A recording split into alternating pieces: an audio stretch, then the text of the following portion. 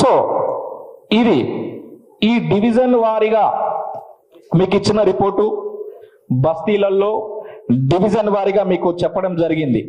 So ఇక్కడ దాదాపు slum లో ఉండే వాళ్ళు, డివిజన్ లో ఉండే వాళ్ళ విధంగా కూడా మీకు ఎగ్జాంపుల్ నేను ఎక్స్ప్లెయిన్ చేసుకుంటూ వచ్చింది. ఇప్పుడు ఓవరాల్ గా సార్ ఓవరాల్ రిపోర్ట్ వచ్చేసి కాంగ్రెస్ కి 5.7% లీడ్ లో ఉంది సార్. కాంగ్రెస్ ఇప్పటికు మొన్నటి వరకు 5.7%, సీఎం గారి క్యాంపెయినింగ్ కాకముందుకు ఈ సర్వే వచ్చేసి 5.7% వరకు కూడా కాంగ్రెస్ లీడ్ లో కనిపిస్తుంది. సో 5.7% అంటే సార్ ఓవరాల్ గా 10 నుంచి 12,000 మెజార్టీ ఇప్పుడున్నటువంటి కాంగ్రెస్ మెజార్టీ. సో మేము ఓవరాల్ గా సర్వే చేసిన తర్వాత 90,000 ప్లస్ కాంగ్రెస్ కనిపిస్తుంది, 75 ప్లస్ బీఆర్ఎస్ కి కనిపిస్తుంది, బీజేపీకి 25 నుంచి 30 ప్లస్ కనిపిస్తుంది సార్. సో ఇక్కడ ఈ సర్వేను ఇదో అంటే ఈ రోజుకు ఇదే గ్యారెంటీ అని కాదు, ఇంకా కూడా కాంగ్రెస్ కు పెరిగే అవకాశం కూడా ఉంది. ఎందుకంటే కొంచెం మొన్నటి నుంచి కూడా యాక్టివ్ అయింది కాంగ్రెస్ పార్టీ. గ్రౌండ్ లో అంతకు ముందుకు కొంచెం మైనస్ కనిపించినప్పటికీ దాని తర్వాత ఇంప్రూవ్ అవ్వుకుంటూ వచ్చింది కాంగ్రెస్ పార్టీ. సో దాని తర్వాత ఒక్కొక్క డివిజన్ సార్ ఎక్స్ప్లెయిన్ చిన్న శాంపిల్ ఎక్స్ప్లెయిన్ చేస్తాను. బోరబండ డివిజన్ కానీ బస్తీ కానీ మీరు బోరబండలోనే మీరు చూడండి బీఆర్ఎస్ లీడ్ కనిపిస్తున్నటువంటి ఒకే ఒక్క place Borabanda. So Borabanda division లో 1% కనిపిస్తే తర్వాత బస్తీలలో 5% బీఆర్ఎస్ లీడ్ లో కనపడానికి ఒకే ఒక రీజన్ సార్, ఓపెన్ గా మాట్లాడాలి. అక్కడ మైనార్టీస్ ఓట్లు ఎక్కువగా ఉన్నప్పటికీ ఒక చిన్నగా కొద్దిగా మైనస్ లో ఉండడానికి కారణం ఏంటంటే కొంచెం అక్కడ గ్రౌండ్ లెవెల్లో కాంగ్రెస్ వాళ్ళు వెళ్ళలేకపోతున్నారు. గ్రూప్ రాజకీయాలు అక్కడ ఎక్కువ ఉన్నాయి.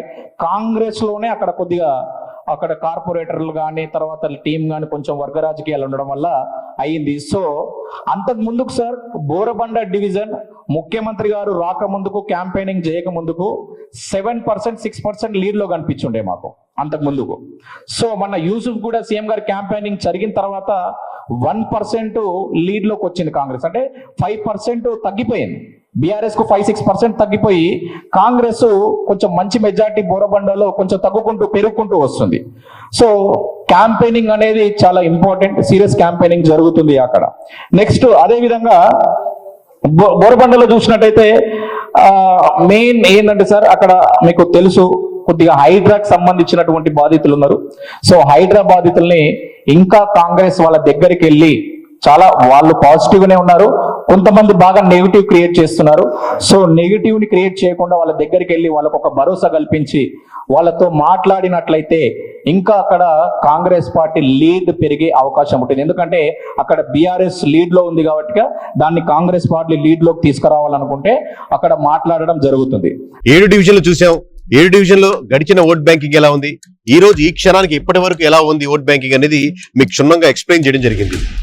ఇది ఏ ఒక్క రోజు 2 రోజులు చేసింది కాదు, గడిచిన 45 రోజులుగా మేము ఎవ్రీ డివిజన్ లో క్రిస్టల్ క్లియర్ గా అబ్జర్వ్ చేస్తూ క్షుణ్ణంగా ప్రతి క్యాస్ట్ ని, ప్రతి కమ్యూనిటీని, ప్రతి వర్గాన్ని టచ్ చేస్తూ దాన్ని మనం శాంప్లింగ్ విధానంలో చూస్తూ అబ్జర్వ్ చేస్తూ ఉన్న మీ డేటా.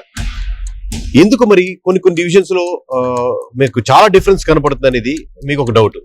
రెండవది ఎంఐఎం కంప్లీట్ గా కాంగ్రెస్ సపోర్ట్ చేస్తుంది కదా, అంటే కంప్లీట్ గా ముస్లిం ఓట్ బ్యాంకింగ్ కంప్లీట్ గా టర్న్ అవుట్ లేదా, ఇలా ఎన్నో డౌట్స్ మీకు చూడగానే మీకు రావచ్చు.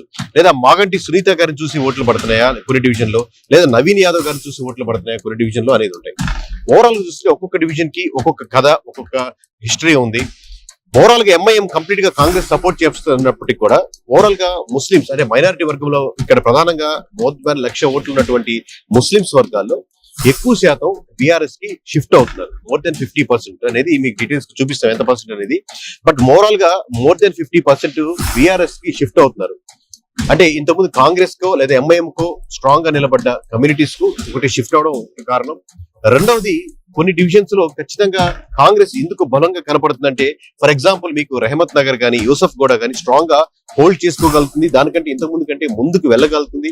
అక్కడ ఉన్నటువంటి క్యాండిడేట్స్ సపోర్ట్ చేయడం కానీ, కార్పొరేటర్స్ కానీ సపోర్ట్ చేయడము, లేదా క్యాండిడేట్ నవీన్ యాదవ్ గారికి కంప్లీట్ గా అక్కడ పట్టు సాధించడము, లేక అక్కడ ఉన్నటువంటి యూత్ నవీన్ యాదవ్ గారికి సపోర్ట్ చేయడము, లేదా కాంగ్రెస్ కి అక్కడ మద్దతు పెరగడము, ఇలా ఒక్కొక్క డివిజన్ లో ఉంది. అలాగే కొన్ని డివిజన్స్ లో కంప్లీట్ గా మనకు బీఆర్ఎస్ ముందుండడానికి పలు కారణాలు ఉన్నాయి. ఇందాక చెప్పినట్టు షేక్పేట్ ఫర్ ఎగ్జాంపుల్ తీసుకుంటే ముస్లిమ్స్ ఎక్కువగా షేక్పేట్ లో కన్వర్ట్ అవడానికి బీఆర్ఎస్ ముందంజలో ఉండడానికి ఎక్కువ దోహదపడుతుంది. ఈ విధంగా ఒక్కొక్క డివిజన్ లో ఒక్కొక్క కారణాలుగా డిఫరెంట్ గా ఉంటున్నాయి. అలాగే సెటిలర్స్ చూసుకుంటే ఇంకా మిక్స్డ్ ఒపీనియన్స్ ఉండడం వల్ల ఇంకొద్దిగా అక్కడ ముందుకి వెనక్కి ఉంది డేటా. సో ఒక్కొక్క డివిజన్ కి ఒక్కొక్క కారణాలు ఉన్నాయి.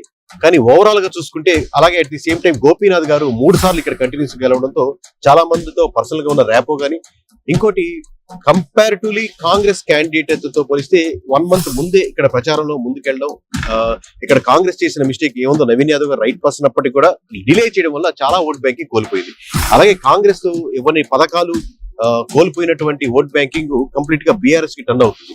మీకు లాస్ట్ ఎలక్షన్స్ చూసుకుంటే 2023లో ఖచ్చితంగా రేవంత్ రెడ్డి గారు గెలుపా లేదా కాంగ్రెస్ గెలుపా అంటే లేదు, ఖచ్చితంగా అది బీఆర్ఎస్ ఫెయిల్యూర్ అని చెప్పొచ్చు. ఎందుకంటే బీఆర్ఎస్ నుంచి షిఫ్ట్ అయిన ఓట్ బ్యాంకింగ్ మాత్రమే కాంగ్రెస్ విజయానికి దోహదపడింది. అలాగే ఈ రోజు జూబ్లీ హిల్స్ లో మీరు చూస్తున్న గెలుపోట్ల డిఫరెన్స్ లో ఇంత డిఫరెన్స్ ఎందుకు రాబోతుంది, ఇన్ని డివిజన్లు ఎందుకు మార్పు వస్తుంది? ఇది కంప్లీట్ గా బీఆర్ఎస్ గెలుపా అంటే ఇది కంప్లీట్ గా కాంగ్రెస్ యొక్క ఫెయిల్యూర్ లేదా గవర్నమెంట్ యొక్క ఫెయిల్యూర్ లో ఓవరాల్ గా దాని యొక్క షిఫ్టింగ్ ఓట్ బ్యాంకింగ్ బీఆర్ఎస్ కి షిఫ్ట్ అవుతుంది.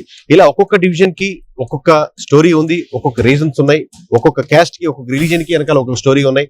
ఓవరాల్ ఓట్ బ్యాంకింగ్ వెనకాల డిఫరెంట్ స్టోరీ ఉన్నాయి. ఇది ప్రతి డివిజన్ కి, ప్రతి వర్గానికి, ప్రతి కులానికి, ప్రతి మతానికి, ప్రతి సెక్షన్ కి మారిపోతున్నాయి. సో ఓవరాల్ గా చూసుకుంటే ఇప్పుడు మొత్తం మీద జూబ్లీ హిల్స్ నియోజకవర్గం గ్రాఫ్ ఎలా ఉంది? మేము గడిచిన అబ్జర్వ్ చేసిన ప్రతి డేటా అంటే 18వ తారీఖు సెప్టెంబర్ మీకు అబ్జర్వ్ చేస్తే దాని ముందు నుంచి చేస్తున్నప్పుడు కూడా మీకు ఎగ్జాక్ట్ డేటా అనేది ఇప్పుడు సీక్వెన్షియల్ గా మేము ఏ డేటా అబ్జర్వ్ చేస్తున్నాం అనేది మీకు తేట తెల్లంగా మీ ముందు వివరించడానికి నేను ప్రయత్నిస్తాను.